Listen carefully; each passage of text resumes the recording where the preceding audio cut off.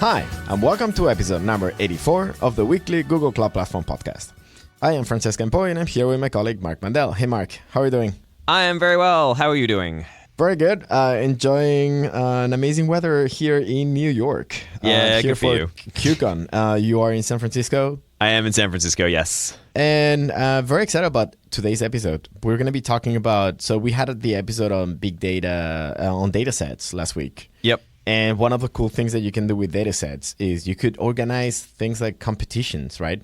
And that's what Kaggle does. And we have Wendy Kan, a software engineer from Kaggle, that's going to tell us everything about it, which is very exciting. Yeah, they do some really awesome big data competitions. So super glad to have them on so we can talk all about them. Yeah, and they do have also some awesome data sets that are available for competitions, but also to anyone to play with. So really, really cool. And then at the end, we'll have a question about, I think it was last week or the week before, we mentioned headless Kubernetes services. And we said that if you don't know what they mean, you should go read that article that we linked to. So today we have a question about them, partly. It's about Kubernetes and gRPC and services and stuffs. But that will be at the end of the episode. Yep. But before we start, we have the cool things of the week. And we have a bunch of them today. Yeah, one of them is kind of related to an episode that we did long time ago, episode 72, which is like 3 months ago already or something like that. It's crazy. On CRE, Customer Reliability Engineering, we had Luke Stone that came to tell us about it. Well, they wrote an article, which is really cool. It's how SRE find the landmines in a service, CRE live lessons, which is basically what we're talking about. If you become a customer of CRE, or more than a customer, it's almost like a partner with CRE, there's going to be some analysis of what you're doing, your services, what are the things that might cause problems. And that's exactly what they cover in this article. It's a very, very interesting one. Yeah, I really like this article. The particular part I enjoy is like what happens when something needs to be supported by SRE or CRE. Like, do I just throw it over the wall and be like, here you go, it's yours now? Or is there some kind of, yeah, exactly. Or is there some kind of onboarding process or review, or like how that gets taken in as a company that is then supported by CRE or SRE? Yeah, I really like it. If you have not read the SRE book, I definitely recommend it. This is kind of like a small, tiny chapter of what could be part of SRE book. It is not part of it because we're talking about CRE, which was not a thing back then when the SRE book was written, but still super interesting and really with like live lessons and what we actually do at Google. So, actual work experience in there. Cool. So for another cool thing of the week, finally, it took a while coming, but we do support Java 8 on Google App Engine. Yay! It's like a round of applause kind of moment. It's kind of been something a few people have asked for it. It's just a couple here or there. It's been a long time coming, and I'm very happy to see it there. The other thing I kind of I feel like it's buried a little bit, but we're talking about basically fully supporting off-the-shelf frameworks such as Spring Boot, but also alternative languages like Kotlin, Apache Groovy, basically anything you can turn into a WAR through Maven or Gradle. So that's actually pretty exciting too. I've played a lot with alternative Jvm languages, and I like them a lot.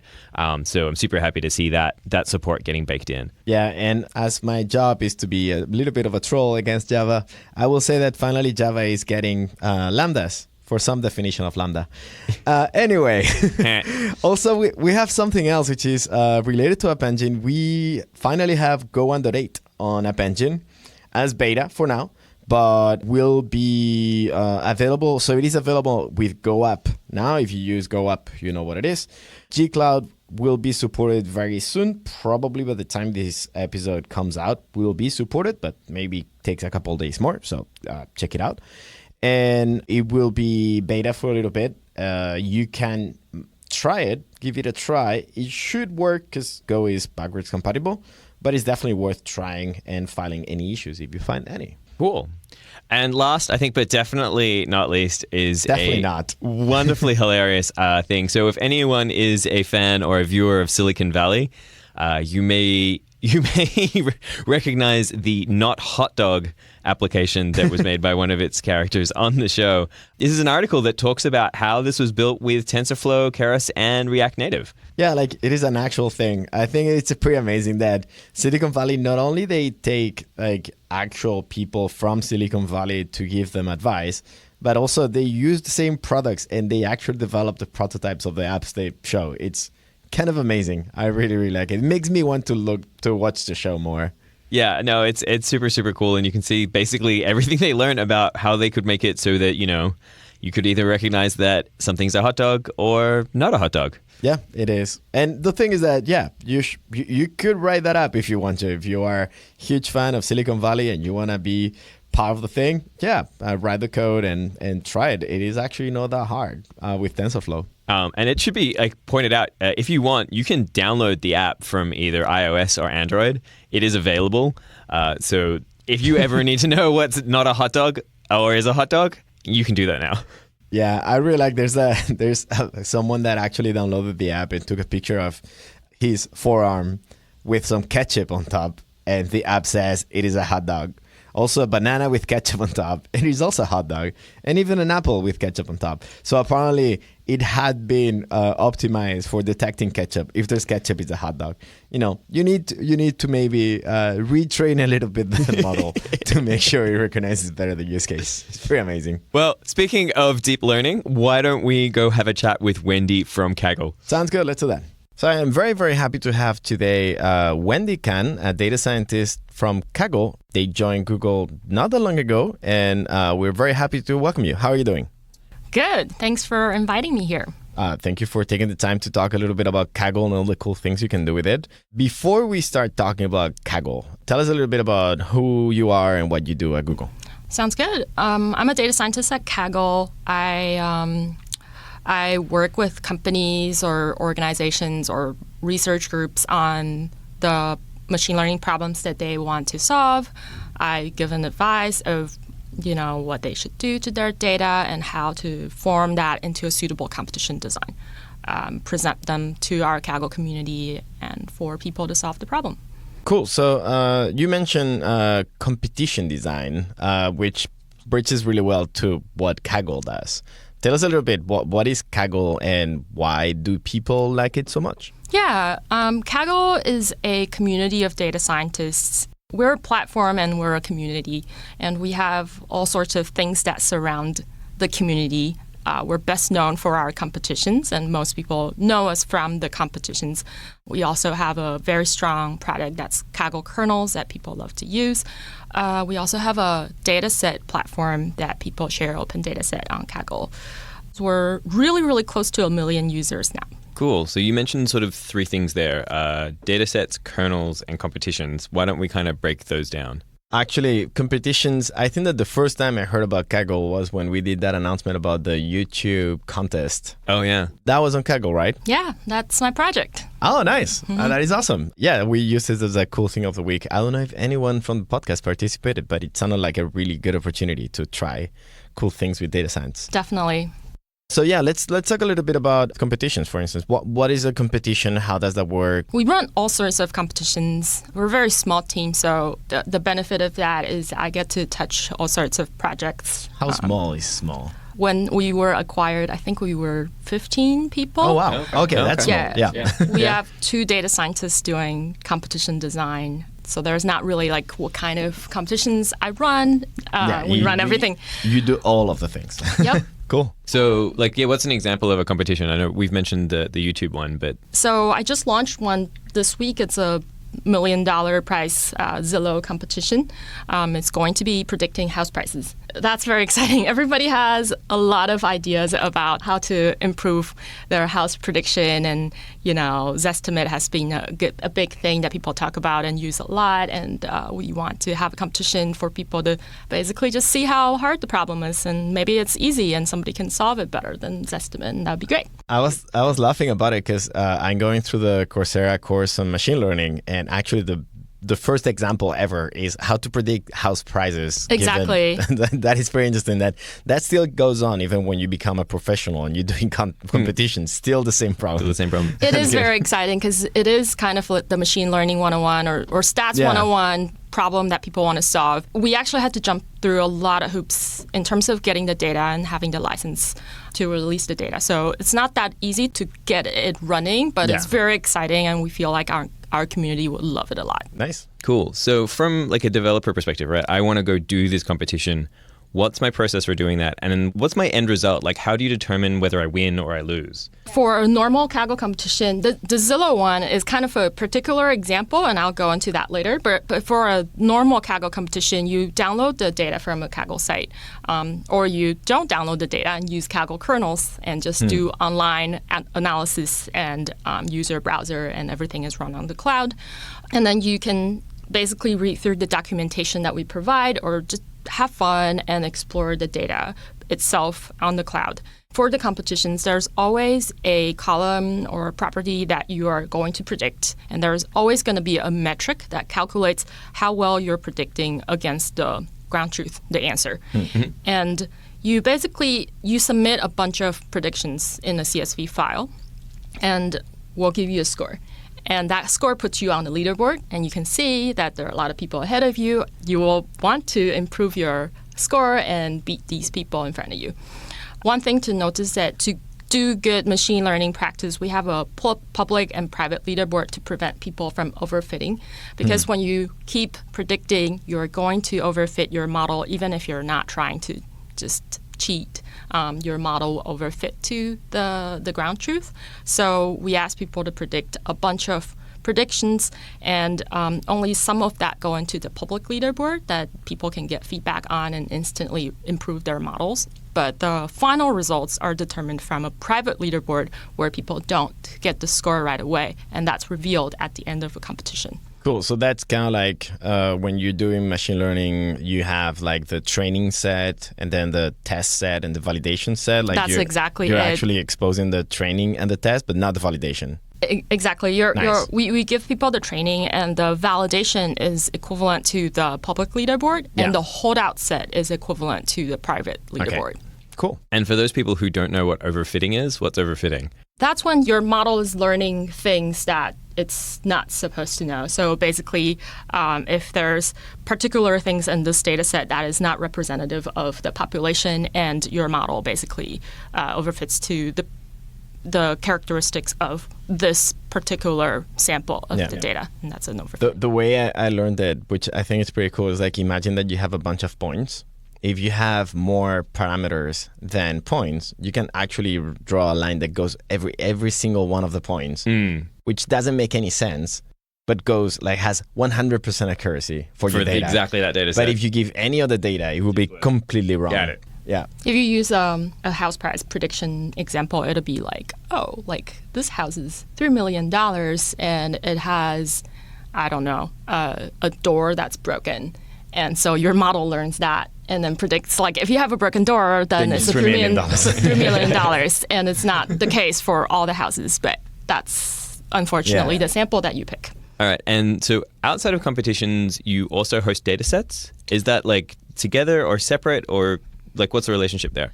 It is a separate offering, and that part is relatively new on Kaggle. So we host open data sets on Kaggle because we feel like Kaggle kernels is a very strong tool for people to use. And hosting these public data sets lets people explore these data sets and share their findings on Kaggle. And also, it's just, it's for public good. We've all been there to, look for a data set, and you're just like randomly searching on the internet, and then you feel like that's available, and you can't.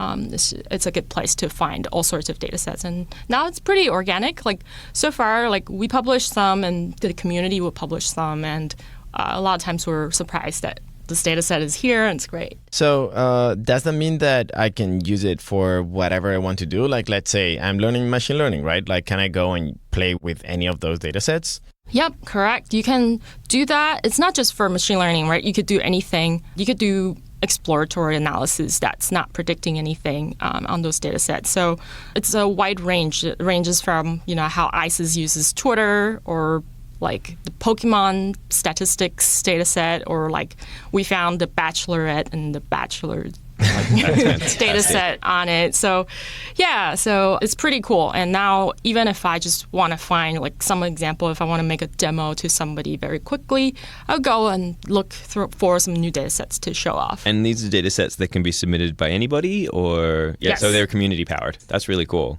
So we keep mentioning kernels, but we should probably talk about exactly what that is, because I think it's actually super, super cool when I had a look at it. So Kaggle kernels has I think we launched it maybe like 2 years ago. You go to kaggle.com/kernels. It's very simple. It takes care of basically everything that a data scientist needs for, very quickly run some code to analyze data. So you click open a notebook or open a code, and it pops up in your browser, and you start editing your code, and the data is there depending on, if you're in a competition, then the competition's data is all in there. If you're in a data set, the data set's data is all there. So as a data scientist before, a lot of times you go in and you receive a new data set and you want to explore it. If you don't have a computer that you have already set up, spending hours and hours of installing packages, then you're going to spend hours doing that. But for this one, also it uses a Docker image, and that's community maintained. So most of the packages that people want to use are already in there. So it's pretty convenient. It's also a great place to show off your work and to benefit from other people's work. Usually when you run it, it already becomes public, so people can see it. So if you want to say, I have this new text data set and I want to see what other people do with it, and then you read other people's notebook and they already did this amazing analysis, and you can be like, oh, I have this new idea that they can extend from. Then it's just like GitHub where you can fork it and then you can make a new version. With that, you still don't have to download any code on your computer. It's just all stays on the cloud, and you only need the browser to do that. Cool. So you have all of these big data sets, and people can provide data sets. Then you also have this analysis, like the kernels, where people can provide code that you run on that data set. And all of this runs on the cloud. Who pays for this? Do you need to pay for it, or how does this work? So right now Kaggle pays for all of that. Okay. Of course, because it's a free product, we have a limit on people, how long you can run the code for, and there's a memory limit. In the future, we definitely, probably after the integration with GCP is complete, we'll see if there's a way to let people to customize what they want to try to run in. For example, there's a lot of network stuff that needs to be run on GPU for it to be fast. Right now, we don't have that capability. We know that GCP has it, but we'll need to enable that and then see where it goes. So that part is kind of an unknown. But so far, we have a pretty widely used interface for a community that's using it very actively. Yeah, I'd love to actually interview the team again once you have finished the migration to GCP and see if you're using TPUs or GPUs and all that stuff. That'd be a very interesting episode. Definitely. So yeah, that's a really great segue into, recently, a few weeks, months, something like that, you were acquired by Google Cloud. What does that mean for Kaggle? I mean, you talk a little bit about moving over to our infrastructure. Is there anything else you can discuss? The acquisition definitely is a big change for our lives. We moved over to Google offices and are using Google computers. We are still operating as an independent brand. We kept our Kaggle emails. We have our site, and we are still mainly focused on growing the Kaggle community, and we want to bring the best content and best product to our users. So that still doesn't change. That's still always our goal, and we want to bring the best to our community. The change for Kaggle and GCP integration is upcoming, and it's probably not going to be very obvious to our users because it's going to be in the back end. Right now, the community knows that Kaggle is run on Azure. A lot of code base are based on C#. So that's kind of a big challenge to move over to GCP, and we're definitely investigating on what could be done and what needs to be done. So it's not going to be it's going to be a slow process. It's not going to be anything fast, and it's not. Of course, the main focus is we want to grow our community. So the integration is second. And we believe that it'll be the best for our community because of Google's infrastructure and the powerful compute. Cool. So I guess that since you mentioned C#, now I'm curious about, so most people that do machine learning nowadays, they use Python and some libraries. One of those libraries is Tensor Flow.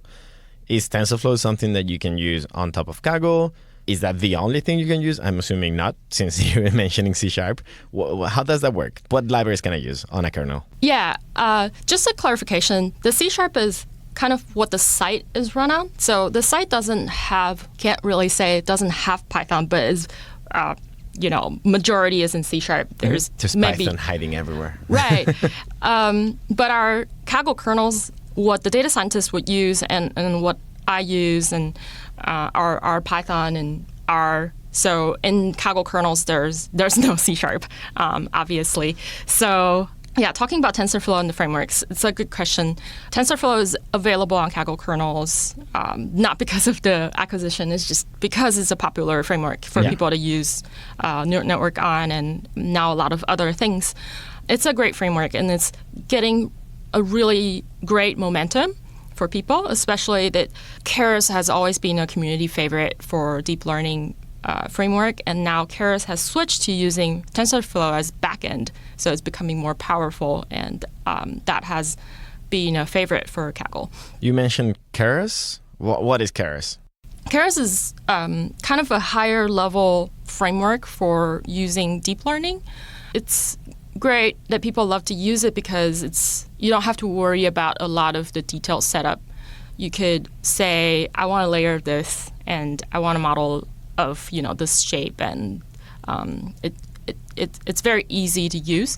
And what's great about it is that it can connect to different frameworks on the lower level too. So it's very heavily used by Kaggle communities, and you'll see a lot of Keras usage on Kaggle kernels, and just generally people use it a lot. And I know how do you write Keras?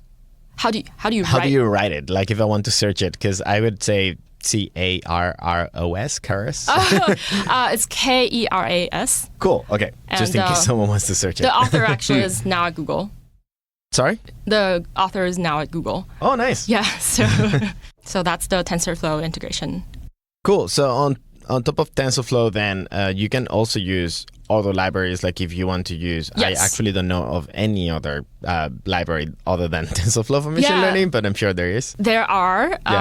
Kaggle wants to remain very neutral on these tools, and not, we want people to use whatever tools that they prefer. So we don't specify, we don't push, for people to use anything, because, people should feel free to use whatever they want to use.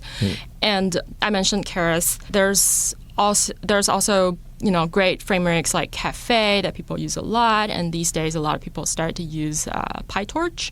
Definitely a lot of different frameworks that people prefer to use, and generally we just love to have a diversity of different frameworks on our site. And I know our community was concerned when we got acquired that we're going to heavily push TensorFlow or stuff like that, and it's definitely not our position to do that, because we feel like we're a platform. We want people to use the best tools that suit their needs, and we give content and people choose their tools, and we'll support them. So really it's about just providing the underlying infrastructure to them as they need it, so like GPUs or bigger memory sizes or anything else that they can take advantage of. Exactly. I do feel very excited about TensorFlow for my own use.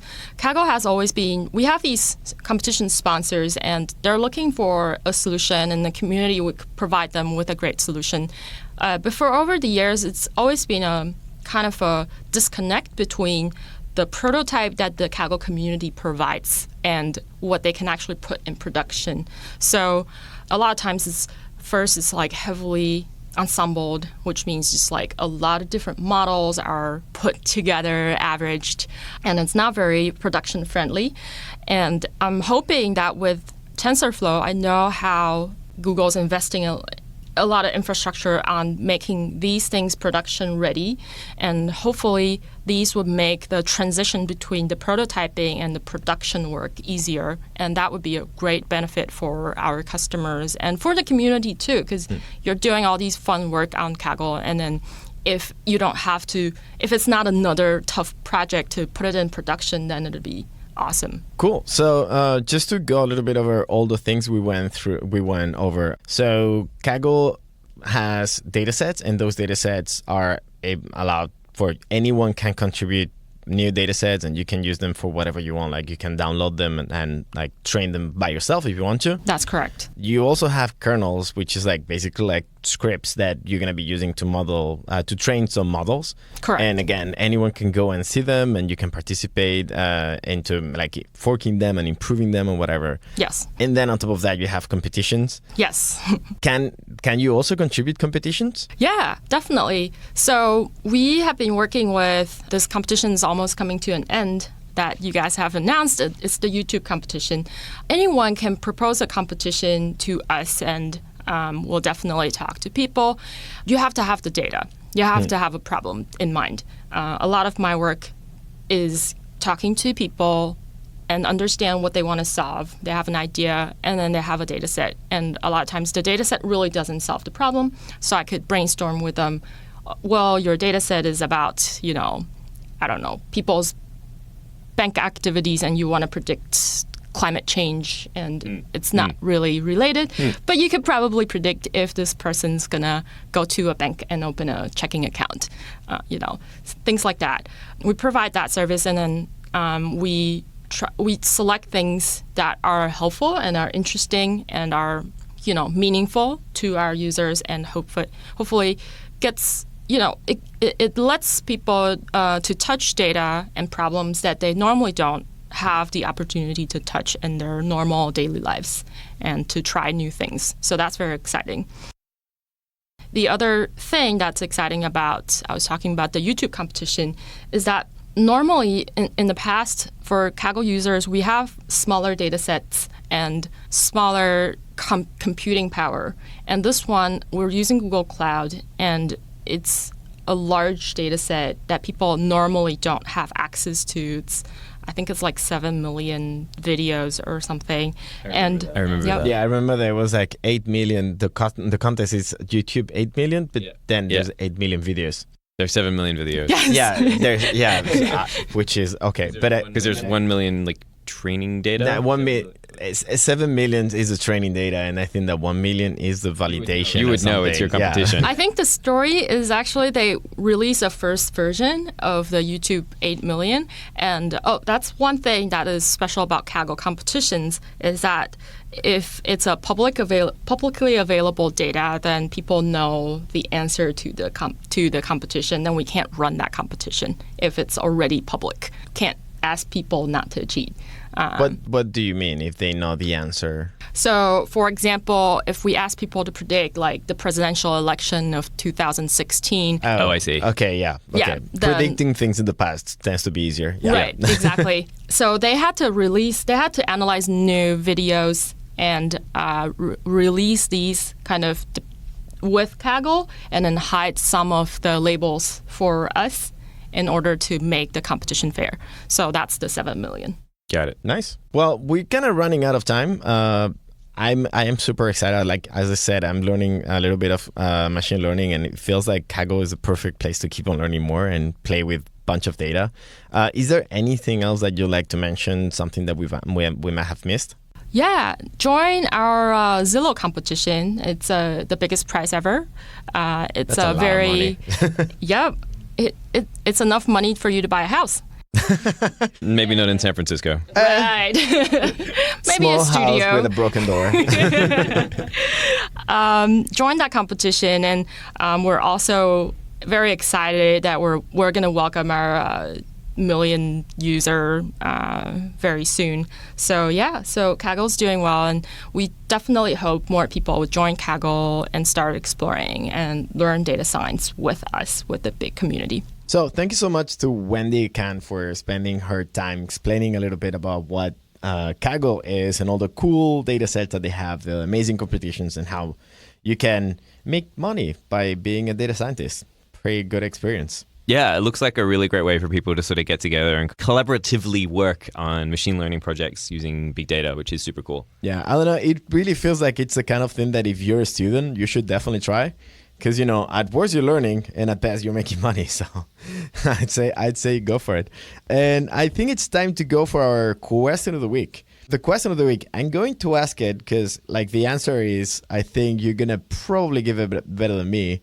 But it's, okay, I want to do client-side load balancing with gRPC and Kubernetes. So if you have a Kubernetes service, what you get from the service normally is one IP, which is virtual IP, that you send your request there and it's done. There's somehow it gets load balanced to a bunch of pods that are behind. But the problem is that as long as you keep one connection with gRPC, you will send all of your requests all the time to the same pod until that pod restarts, and then you will send it to someone else. But what if I want to actually distribute that load across all of the pods that are available? How do I do that from the client? So yeah, this is kind of a fun problem and something that's been talked about a lot in gRPC. I'm sure you can find lots of threads on it. The basic answer for gRPC is what you often do is what's called client-side load balancing. So basically, you feed a series of IP addresses to your gRPC client. Then you tell it how you want to load balance it. So like round robin, right? Does one, then the other, then the other, and then the other goes back around again. So the fun question becomes like, how do I get all those IP addresses? How do I tell it the 4, 5, 15 IP addresses and ports that it needs to know to connect to, and then can then subsequently send and distribute those requests across those IP addresses? So inside Kubernetes, there's a couple of nice ways of doing it. We'll link in the show notes to a GitHub repository that one of our other teammates, Ray Tsang, started as a Java example, because I know Francesc is all about that all the time. I love Java. Exactly. Which shows two different ways. So one way is using Dns Service Discovery, which is a built-in toolkit that comes with gRPC. So last week, I want to say, or several weeks ago, I can't remember now, we talked about headless services in Kubernetes. So what those end up being is rather than having a single DNS entry that does a load balancer itself, like a server-side load balancer that points out to all these pods behind it, what it actually has is a DNS entry, but with multiple A records, each with an A record that points to the IP address of the various running instances behind it. So basically, you can hit that DNS and be like, hey, give me all your A records, and that gives you the catalog of all the pods behind, so you can get access to all of those running instances and know their IP addresses and connect to them. So then if I'm the client, then I get up that list and I can go over all of the IP addresses in that list. But what if I have many clients? If you have many clients, that's fine. You can do that for every client that ends up connecting. That's totally cool. Yeah. And what's great is gRPC comes with a DNS name resolver middleware that you can just drop in that understands, oh, if you have multiple A records on this DNS record, then I know that I should be round robining around those, or I should be load balancing across those given